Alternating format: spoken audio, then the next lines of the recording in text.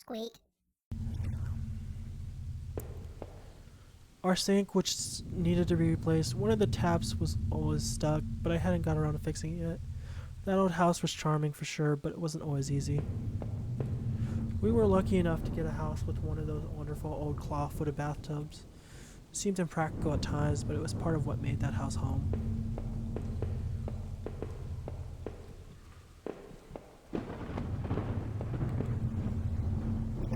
Let's go downstairs.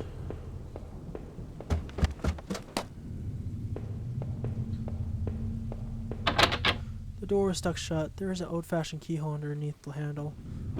I thought I picked up the key.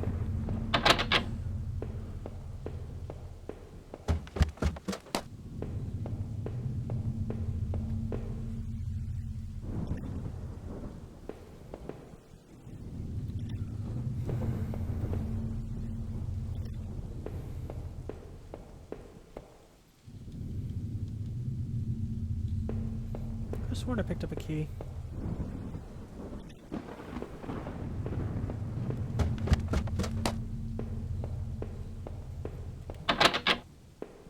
Ha, oh well.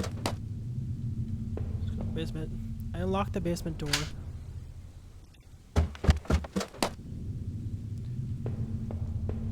There were old Christmas decorations in the box. I couldn't even remember our last Christmas. The garbage bags were stuffed with old paint cans and supplies. There was a dirty old key. Did I take the key? I took the small key and tried to remember what it unlocked. Let's go check out that room upstairs first.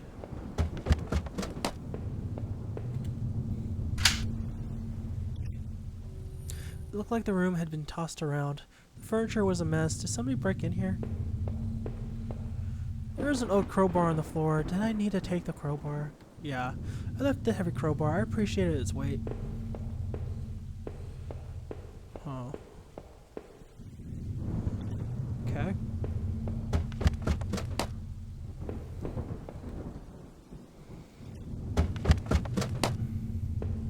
Didn't really check out the basement. There's old clothes, tools, and other things we obviously hadn't thrown out yet. We had way too much junk. The crowbar I found would have been strong enough to bust through that cheap wall. Did I break through the wall with a crowbar? Yes. With a heave, I strung the crowbar out the wall. I smashed a hole large enough to step through. As I stepped through the broken wall, my breath caught in my throat. This was it. Was Rachel down there? Was she okay?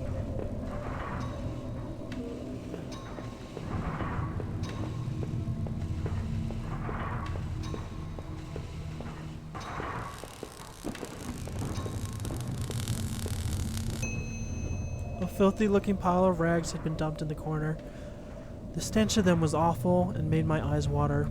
I was terrified to even touch the pile to see what lay within, but I knew I had to. I had come this far. After all the searching, after all I had seen, when I looked within the rags, did I finally find my Rachel?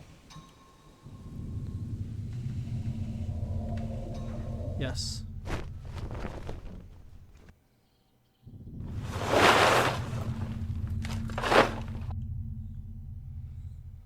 Nothing to see here. What?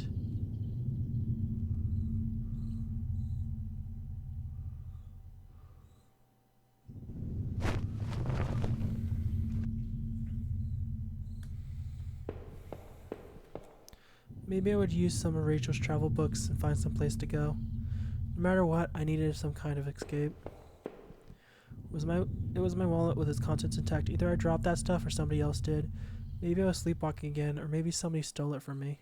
Norman's store, that forest, the water tower. Was I at those places before? Yeah. I didn't see how it could have happened in any other way. I must have been the one to lose my wallet and its contents. But what does that mean? There, that was decided.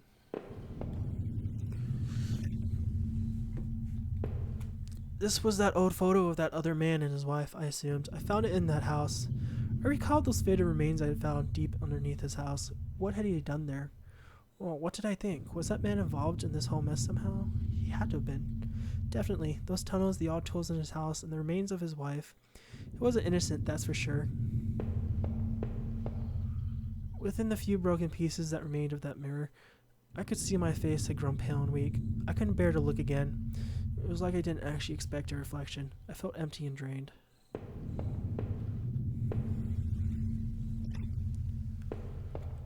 The reflection in that grimy glass was only a shadow, a whisper. The quiet in that room unnerved me terribly. I still loved the old-time charm of that claw-footed bathtub, though it seemed like a cold comfort then. Rachel loved this part of the house.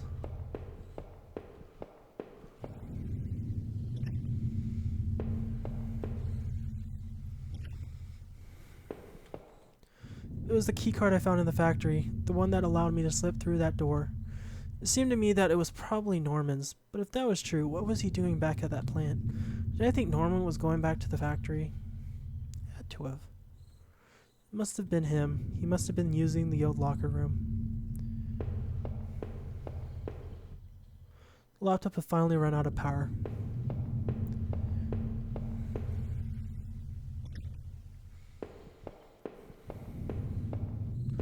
Start going downstairs.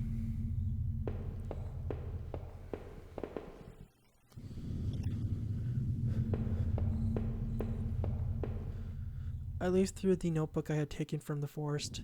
In it were the names that had been written down: Heather, Olivia, Ashley, Cheryl, Iris, Daphne, Holly, Rose, Rachel. Those poor girls, were they victims of the same person who had killed Rachel? I wonder what happened to the other names on that list, or the ones scratched out on that desk in those wet tunnels. The man in that house, was he responsible? When I woke up, I had found him dead already. Here is a safe. Now, cool thing about the safe is that you can only find the code either in the promotional material or in the instruction booklet PDF thing that comes with the game. My old office safe sat on the floor. I used to keep tax records and other important documents in it. Use a digital passcode lock. Did I try to open it? I actually have the code right here. 4R3UHER3. The code worked. I pulled open the small safe door and peered inside. There was a photo there was a photo in there of Rachel and I when we had first moved to town. In it, we were smiling outside the front of the house, which looked like a real mess. We looked happy, though.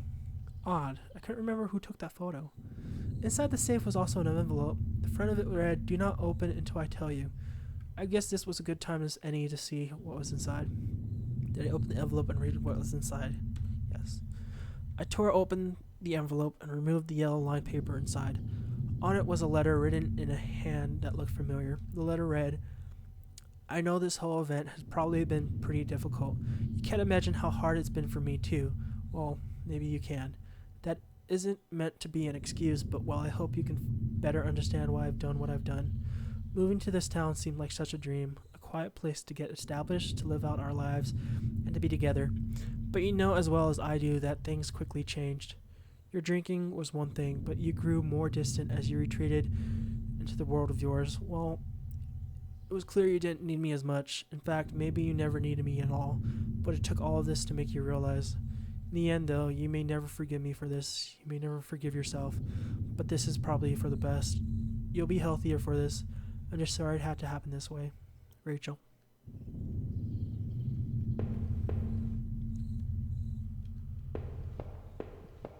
That doesn't explain anything.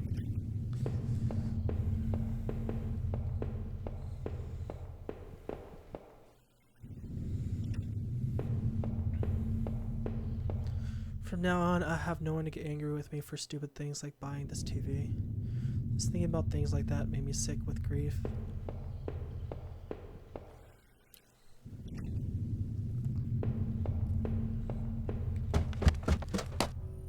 It seemed like I had seen all there was. Maybe I thought I was ready to go back into the basement.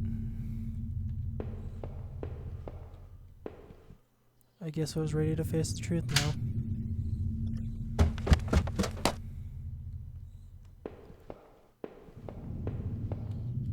It was a knife I had found in the sewers. I left it here because I didn't want it near me anymore. Was all this my fault? Was I responsible for Rachel's death? If I was guilty, I would take this to a warm, safe place and do something about it. Did I pick up the knife? No. There were other means of dealing with this. I couldn't go back into that room again. I needed to put an end to this situation one way or another.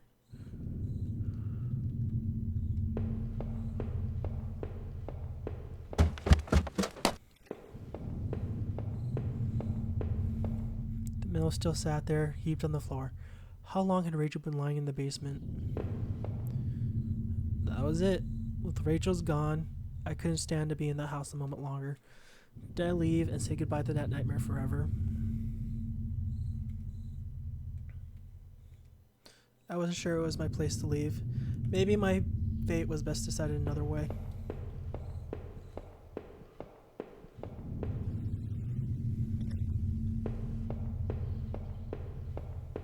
I must have locked the door. There was no reason to return to the backyard anyway.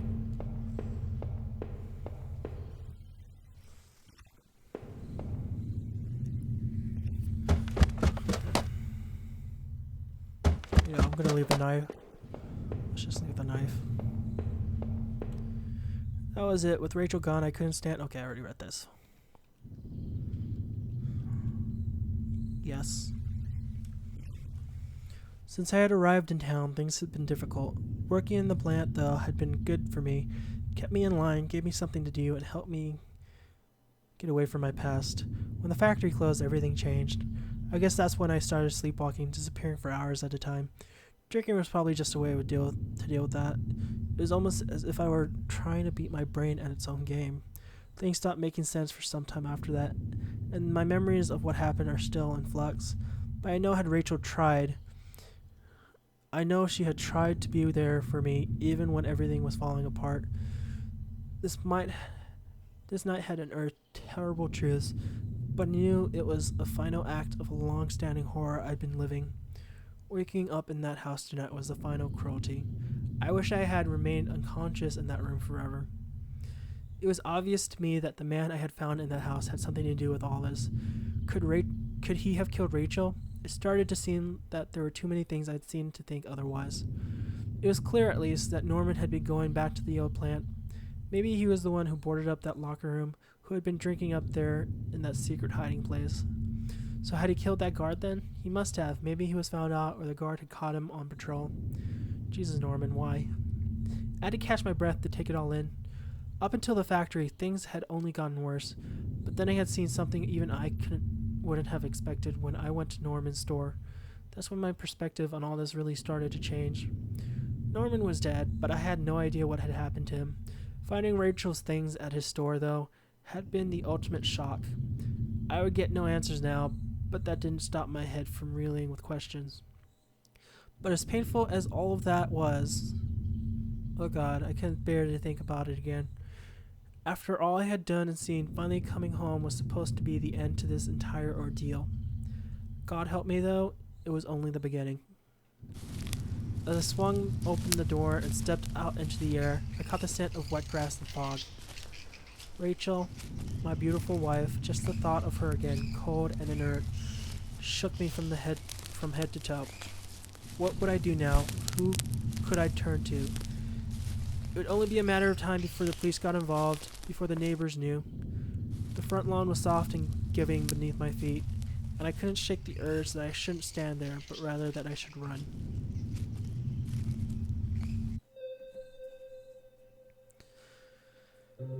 Wow. That's Home, a unique horror adventure by Benjamin Rivers. This game lets you form your own conclusions, obviously, and it never outright says what happens. It merely makes strong implications while creeping you out at the same time. Every playthrough will be slightly different, and the story changes based on what you find and do. So if you miss the tiniest thing, everything changes. From what I understand, though, the game doesn't always keep track of what you do, and it is a little buggy, like the part where I found the campers, but it didn't really actually acknowledge that when I left the forest. You have to play the game in a single setting, though, and it's short, which might turn some people off, but for the price, it's pretty much worth it. It's currently $2.99 USD in Steam, and when I picked it up on Steam sale, it was only $1. It's new and different, so I highly recommend you getting it. Your experience will be totally different than mine. I also recommend you check out Dungeon Noodle's playthrough, linked in the description down below. He's the one to actually inspire me to get this game, and his ending is slightly different than mine.